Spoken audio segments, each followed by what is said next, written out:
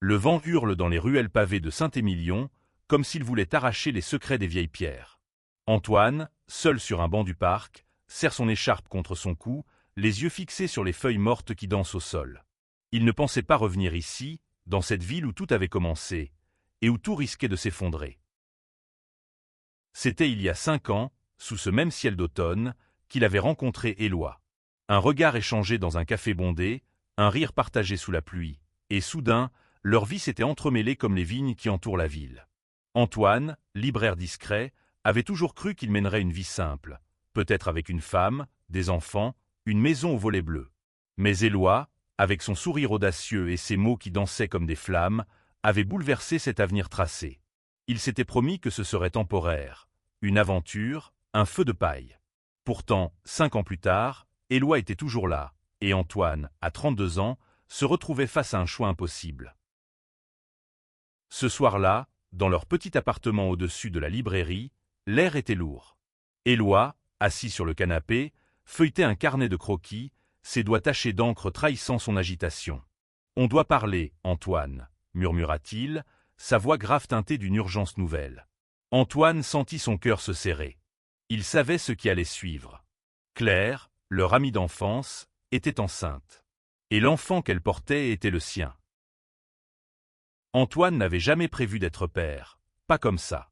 Tout avait commencé 6 mois plus tôt, lors d'une soirée arrosée dans un bistrot du coin. Claire, avec ses cheveux blonds et son rire qui réchauffait les cœurs, avait confessé son rêve de devenir mère. Mais la vie, cruelle, lui avait refusé un partenaire stable, et le temps pressait. « Tu es mon meilleur ami, Antoine », avait-elle dit, les yeux brillants de larmes. « Si je dois le faire seul, je le ferai. Mais si tu m'aidais ?» L'idée semblait absurde au départ. Une coparentalité, un arrangement platonique. Antoine avait ri, pensant que c'était une plaisanterie. Mais Claire était sérieuse, et son désespoir l'avait ébranlée. Éloi, toujours pragmatique, avait donné son accord, à condition que leur relation reste intacte. « C'est temporaire », avait-il dit. Juste pour aider Claire. Mais maintenant, alors que le ventre de Claire s'arrondissait et que l'échéance approchait, Antoine sentait le sol se dérober sous ses pieds. Dans l'appartement, Éloi referma son carnet avec un claquement sec. « Tu vas être père, Antoine. Tu te rends compte de ce que ça veut dire ?» Ses yeux sombres cherchaient ceux d'Antoine, pleins d'une peur qu'il ne cachait plus. « Ça va tout changer. Toi, moi, nous. » Antoine se leva, incapable de rester immobile. « Rien ne changera, Éloi. On a dit qu'on gérerait. Claire élèvera l'enfant, et nous resterons nous. » Mais ces mots sonnaient creux, même à ses propres oreilles. Éloi se rapprocha, posant une main sur son épaule. « Tu crois vraiment qu'on peut continuer comme avant? Avec un enfant?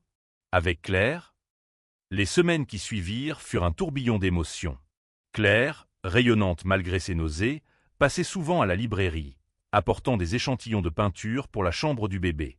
Antoine l'aidait, choisissant des teintes de bleu et de jaune, tout en évitant le regard d'Éloi, qui s'enfermait de plus en plus dans son atelier. Éloi, artiste indépendant, peignait des toiles vibrantes, mais dernièrement, ses œuvres étaient devenues sombres, presque chaotiques. Antoine voyait bien qu'il souffrait, mais chaque tentative de discussion se soldait par un silence pesant. Un soir, alors qu'Antoine fermait la librairie, il trouva Éloi dehors, adossé au mur, une cigarette entre les doigts. « Tu fumes, maintenant ?» demanda Antoine, surpris. Éloi haussa les épaules, un sourire amer aux lèvres. « Ça m'aide à réfléchir. » Il tira une bouffée, puis ajouta « Je ne veux pas te perdre, Antoine. Mais je ne sais pas si je peux partager ton avenir avec un enfant qui n'est pas le mien. » Ces mots frappèrent Antoine comme un coup de poignard. Il voulut répondre, promettre que tout irait bien, mais les mots restèrent coincés dans sa gorge. Au lieu de cela, il prit la main d'Éloi et la serra fort. « On a juré que ce serait temporaire, » murmura-t-il. « Mais je ne veux pas d'un futur sans toi. » Cette nuit-là, ils firent l'amour avec une intensité nouvelle, comme s'ils pouvaient repousser l'inévitable en s'accrochant l'un à l'autre. Mais au petit matin, alors qu'Antoine regardait Éloi dormir, il sentit une vérité douloureuse s'installer. Il aimait Éloi plus que tout, mais il ne pouvait ignorer l'enfant qui grandissait, ni la promesse qu'il avait faite à Claire. La ville de Saint-Émilion, avec ses ruelles étroites et ses vignes endormies, semblait retenir son souffle, attendant de voir quel chemin Antoine choisirait. Et lui, au cœur de ce tourment, savait qu'aucune décision ne serait sans douleur. Les jours suivants, l'automne s'installa plus profondément à Saint-Émilion, et avec lui, une tension croissante. Antoine passait ses journées entre la librairie, où les clients se faisaient rares, et les rendez-vous avec Claire pour organiser l'arrivée du bébé. Chaque échographie, chaque discussion sur les prénoms, renforçait son lien avec cet enfant qu'il n'avait pas encore rencontré. Mais chaque pas vers cette nouvelle vie semblait l'éloigner d'Éloi. Éloi, de son côté, s'immergeait dans son article. Son atelier, un ancien grenier reconverti au-dessus de leur appartement, était devenu son refuge. Les toiles s'entassaient, chacune plus tourmentée que la précédente. Antoine, en entrant un soir, fut saisi par une peinture, un homme seul, entouré d'ombre, les mains tendues vers un horizon inaccessible. « C'est toi » demanda-t-il, la gorge nouée. Éloi, sans lever les yeux de son pinceau, répondit simplement « C'est nous ». Claire, elle, semblait naviguer dans cette tempête avec une grâce désarmante. Elle avait emménagé dans un petit appartement à 2 rues de la librairie, et Antoine passait souvent l'aider à assembler des meubles ou à trier des vêtements de bébé. « Tu seras un père incroyable », lui dit-elle un après-midi, alors qu'il peignait un berceau en bois. « Tu as toujours eu ce don pour prendre soin des autres. » Antoine sourit, mais son cœur pesait lourd. Il ne pouvait s'empêcher de penser à Éloi, seul dans son atelier, peignant ses peurs. Un soir, Claire invita Antoine et Éloi à dîner. Elle voulait, disait-elle, maintenir l'équilibre. La soirée commença dans une ambiance légère, avec du vin et des rires, mais la tension refit surface quand Claire aborda le sujet du baptême. « J'aimerais que vous soyez tous les deux impliqués, » dit-elle, les yeux brillants d'espoir.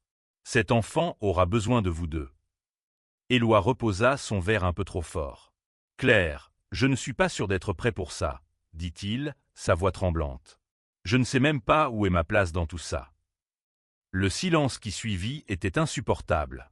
Antoine voulut parler, mais les mots lui manquaient. Claire, sentant la fracture, posa une main sur celle d'Éloi. « Je ne veux pas vous séparer, » murmura-t-elle. « Je veux juste qu'on soit une famille, d'une manière ou d'une autre. » Éloi se leva brusquement et quitta l'appartement, laissant Antoine et Claire dans un silence étouffant. Le lendemain, Antoine trouva Éloi dans le parc, là où ils s'étaient embrassés pour la première fois. « Je ne peux pas continuer comme ça, » dit Éloi, les yeux rougis. « Je t'aime, Antoine, mais je me sens comme un intrus dans ta vie maintenant. » Antoine sentit la panique monter. « Tu n'es pas un intrus. Tu es ma vie. » Mais Éloi secoua la tête. « Et l'enfant, Claire, ils font partie de toi, maintenant. Et moi je ne sais pas si je peux l'accepter. » Cette nuit-là, pour la première fois en 5 ans, Éloi dormit dans l'atelier. Antoine, seul dans leur lit, fixa le plafond, les larmes roulant sur ses joues. Il avait toujours cru que l'amour pouvait tout surmonter, mais maintenant, il n'en était plus si sûr. Le lendemain, il prit une décision, il parlerait à Claire. Il devait clarifier les choses, pour lui, pour Éloi, pour l'enfant. Chez Claire, l'atmosphère était différente. Elle semblait fatiguée, ses yeux cernés trahissant des nuits agitées. « Je sais que c'est dur pour vous deux, » dit-elle avant qu'Antoine ne puisse parler. « Mais je ne regrette pas notre choix. Cet enfant, il est ma lumière. » Antoine hocha la tête, incapable de la contredire. Mais il ajouta, « Éloi a l'impression de perdre sa place. Et moi je ne veux pas le perdre. » Claire resta silencieuse un moment, puis murmura, « Je ne veux pas être celle qui vous sépare. Peut-être qu'on a été trop naïf en pensant que ce serait simple. » Elle posa une main sur son ventre. « Mais cet enfant aura besoin de toi, Antoine. Pas juste comme un père sur le papier, mais comme quelqu'un qu'il aime. » Antoine rentra chez lui, le cœur en miettes. Éloi n'était pas là. Sur la table de la cuisine, il trouva une note, « J'ai besoin de temps. Je t'aime. » Antoine s'effondra, le papier froissé dans sa main. Pour la première fois, il se demanda si leur serment, que ce serait temporaire, avait été une erreur. Les jours sans Éloi étaient comme un hiver précoce. Antoine errait dans l'appartement où chaque objet, le carnet de croquis d'Éloi, son écharpe oubliée sur une chaise, semblait lui reprocher son absence. Il continuait d'aller à la librairie, mais son sourire était mécanique, ses pensées ailleurs. Les clients, habitués à son enthousiasme, remarquaient son regard perdu, mais aucun n'osait poser de questions. Claire, de son côté, essayait de combler le vide. Elle passait plus souvent, apportant des pâtisseries ou des idées pour le bébé. Mais même elle voyait qu'Antoine n'était plus le même. « Il reviendra », lui dit-elle un soir, alors qu'il triait des vêtements pour nourrisson. « Éloi t'aime. Il a juste besoin de temps pour comprendre ce qu'il veut. » Antoine hocha la tête, mais au fond, il craignait qu'Éloi ne trouve sa réponse loin de lui. Une semaine plus tard, Antoine reçut un message d'Éloi. « Je suis à Bordeaux. On peut parler ?» Le cœur battant, Antoine prit le premier train. Bordeaux, avec ses quais animés et ses bâtiments imposants, semblait trop vaste pour une conversation si intime. Ils se retrouvèrent dans un petit café près de la Garonne, où Éloi attendait, une tasse de café intacte devant lui.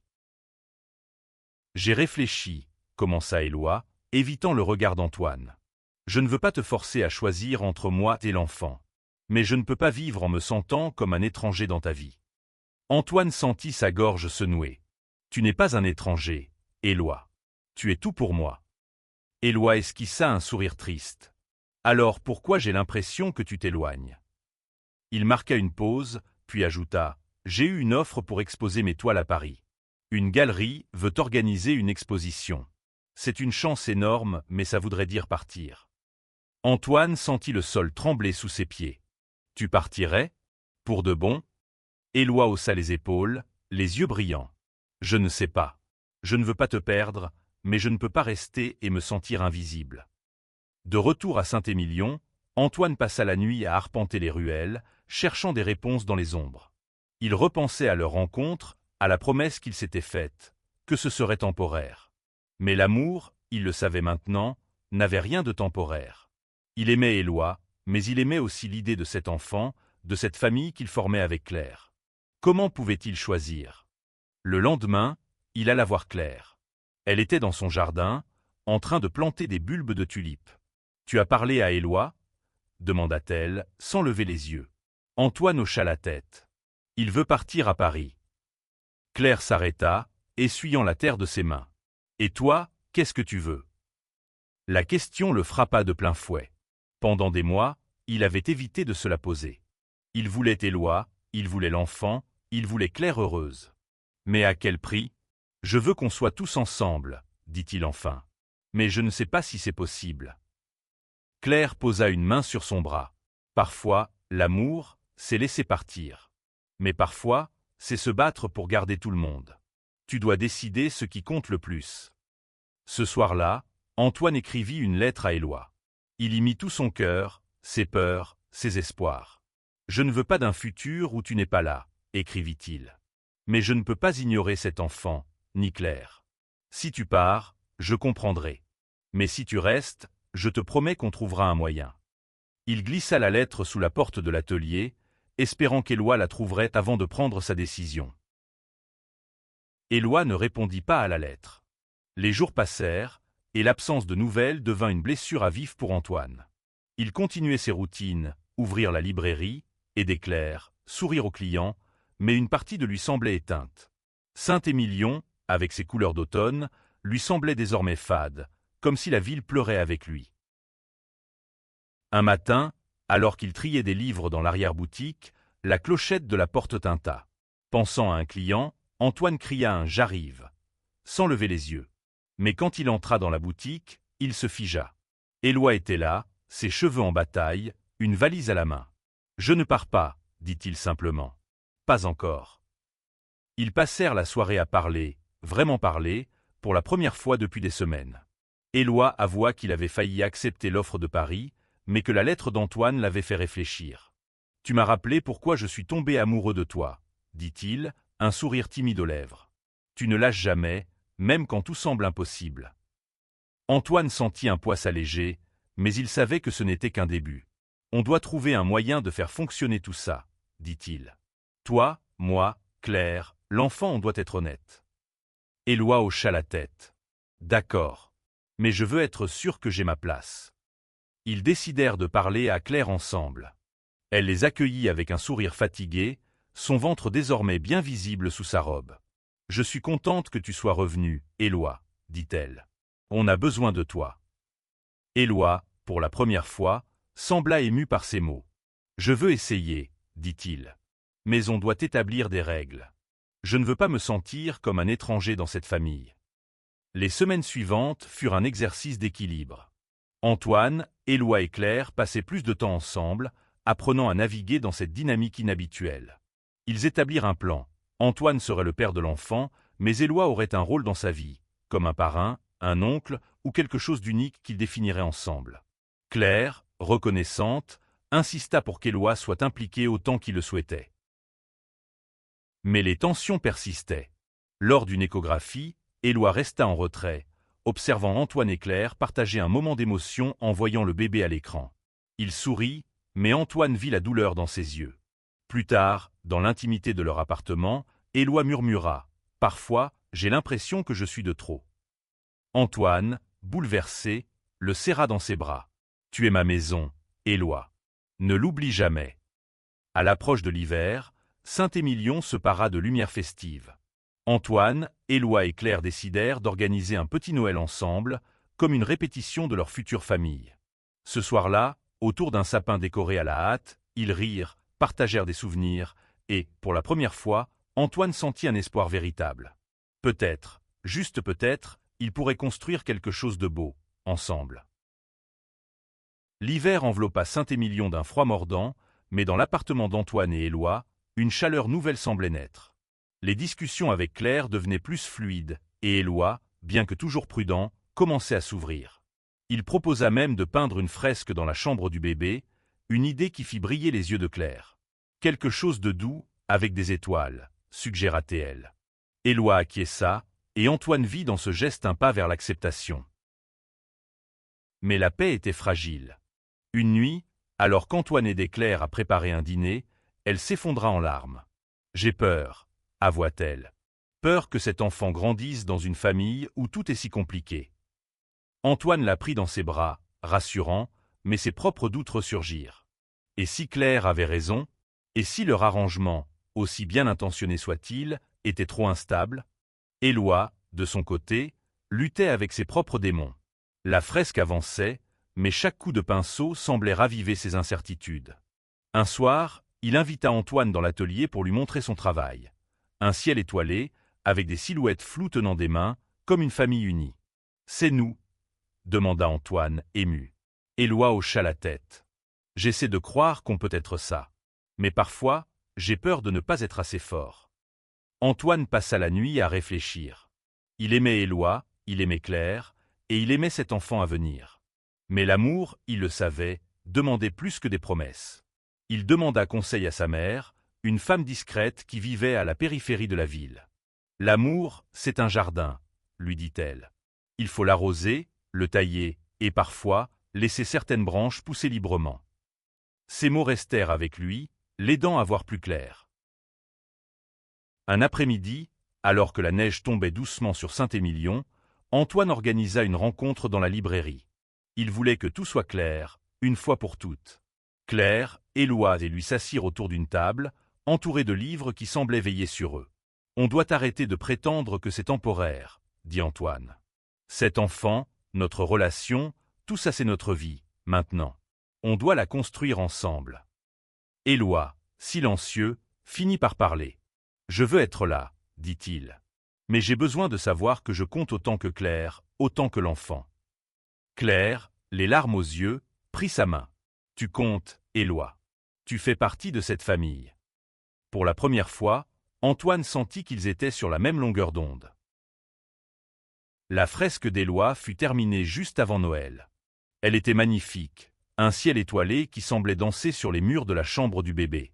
Claire, en la voyant, serra Éloi dans ses bras. « Merci, » murmura-t-elle. Éloi, ému, répondit simplement « De rien ». Ce soir-là, Antoine regarda ses deux amours, Éloi, avec son sourire timide, et Claire, rayonnante malgré la fatigue, et sentit une paix nouvelle. Ils n'avaient pas toutes les réponses, mais ils avaient l'envie de continuer, ensemble. Le printemps arriva à Saint-Émilion, et avec lui, l'attente devint palpable. Claire était à quelques semaines de l'accouchement, et chaque jour apportait son lot de préparatifs. Antoine et Éloi passaient leur soirée à assembler des meubles, à lire des livres sur la parentalité, et à rire des noms improbables qu'ils trouvaient dans les guides. Mais sous cette apparente harmonie, Des fissures persistaient. Un matin, Éloi reçut un appel de la galerie parisienne. Il voulait avancer la date de l'exposition. « C'est maintenant ou jamais », dit-il à Antoine, les yeux pleins de doute. Antoine sentit son cœur se serrer. « Et si tu y vas ?» demanda-t-il. « Juste pour l'exposition. On pourrait venir te voir. » Éloi secoua la tête. « Ce n'est pas juste une exposition. C'est une porte vers autre chose. Et je ne sais pas si je peux la refermer. » La discussion qui suivit fut brutale. Éloi avoua qu'il se sentait parfois étouffé par leur arrangement, par l'idée de devoir partager Antoine avec une famille qu'il n'avait pas choisie. « Je t'aime, » dit-il, les larmes aux yeux. « Mais je ne sais pas si je peux vivre comme ça pour toujours. » Antoine, dévasté, ne trouva rien à répondre. Il passa la nuit seul, repensant à chaque moment qu'ils avaient partagé, se demandant où il s'était perdu. Le lendemain, Claire accoucha. C'était une petite fille, prénommée Lila. Antoine, en la tenant pour la première fois, sentit une vague d'amour qu'il n'avait jamais connue. Mais quand il leva les yeux, il vit Éloi dans l'embrasure de la porte, son visage un mélange de joie et de douleur. « Elle est parfaite », murmura Éloi avant de partir. Les jours suivants furent un chaos d'émotions. Antoine passait ses journées entre l'hôpital, où Claire récupérait, et la librairie, où il essayait de maintenir un semblant de normalité. Éloi, lui, était distant, passant de plus en plus de temps à l'atelier. Un soir, Antoine le confronta. « Tu vas partir, n'est-ce pas ?» demanda-t-il, la voix brisée. Éloi ne répondit pas tout de suite. Puis, doucement, il dit « Je ne sais pas comment rester. » Antoine sentit la colère monter. « Tu avais promis qu'on trouverait un moyen. » Éloi, les yeux brillants, répliqua. « Et toi, tu avais promis que ce serait temporaire. » Le silence qui suivit était assourdissant. Pour la première fois, Antoine se demanda si leur amour pouvait survivre à tout cela. Mais Lila, avec ses petits poings et ses gazouillis, changeait tout. Un après-midi, alors qu'Antoine la berçait, Éloi entra dans la chambre. Il regarda la petite fille, puis Antoine, et quelque chose dans son regard changea. « Elle a tes yeux, » dit-il doucement. Antoine sourit, les larmes aux yeux. « Reste, Éloi. On peut y arriver. » Lila grandissait, et avec elle, un nouvel équilibre se formait. Antoine, Éloi et Claire apprenaient à naviguer dans leur famille atypique, faite de compromis et d'amour. Éloi décida de repousser l'exposition à Paris, choisissant de rester à Saint-Émilion pour l'instant. « Je ne veux pas rater ça, » dit-il un jour, en tenant Lila dans ses bras. Antoine, en le voyant, sentit son cœur se gonfler d'espoir. Mais les défis ne disparaissaient pas. Les regards curieux des habitants, les questions sur leur arrangement, pesaient lourd. Un jour, une cliente de la librairie demanda à Antoine « Alors, vous êtes quoi, exactement? Les papas? Les amis ?» Antoine, pris de court, répondit simplement « On est une famille. » Les mois passèrent, et Lila devint le centre de leur monde. Éloi, malgré ses doutes, s'impliquait de plus en plus, chantant des berceuses en arabe qu'il avait apprises de sa grand-mère. Claire, reconnaissante, insistait pour qu'Éloi ait un rôle officiel dans la vie de Lila. « Tu es son parrain, » dit-elle un jour. « Mais plus que ça, tu es sa lumière, comme Antoine est la mienne. » Un soir, alors que Lila dormait, Antoine et Éloi se retrouvèrent seuls dans l'appartement. « On a réussi, » murmura Antoine, en serrant la main d'Éloi. « On est toujours là. » Éloi sourit, mais ses yeux étaient sérieux. « On a juré que ce serait temporaire, » dit-il. « Mais je suis content que ça ne l'ait pas été. » L'histoire d'Antoine, Éloi et Claire ne se termina pas par un conte de fées parfait. Il y avait des jours de doute, des disputes, des peurs. Mais il y avait aussi des rires, des moments de tendresse, et l'amour indéniable qui les liait. Lila grandirait entourée de cet amour, dans une famille qui avait choisi de s'inventer, malgré les obstacles. Saint-Émilion, avec ses vignes et ses ruelles, continuait de veiller sur eux. Et Antoine, en regardant Éloi bercer Lila sous le ciel étoilé peint sur les murs, sut qu'il avait trouvé sa place, non pas dans un futur tracé, mais dans celui qu'ils construisaient ensemble. Un an plus tard, Saint-Émilion brillait sous le soleil d'été. La librairie d'Antoine prospérait, et l'atelier d'Éloi attirait des curieux de toute la région. Claire, rayonnante, poussait le landau de Lila dans les ruelles, souvent accompagnée par Antoine et Éloi. Les passants souriaient, certains perplexes, mais la plupart touchés par cette famille hors du commun. Antoine et Éloi, main dans la main, regardaient Lila faire ses premiers pas dans le parc où tout avait commencé. « On a juré que ce serait temporaire », murmura Antoine, un sourire aux lèvres. Éloi rit doucement. « Et pourtant, je suis là, à tes côtés, alors que tu es père. » Ils n'avaient pas toutes les réponses, mais ils avaient appris une chose. L'amour, sous toutes ses formes, valait la peine de se battre. Et dans cette petite ville française, sous un ciel d'étoiles peintes et réelles, ils écrivaient leur propre histoire. Une histoire de courage, de compromis et d'un amour qui refusait de s'effacer.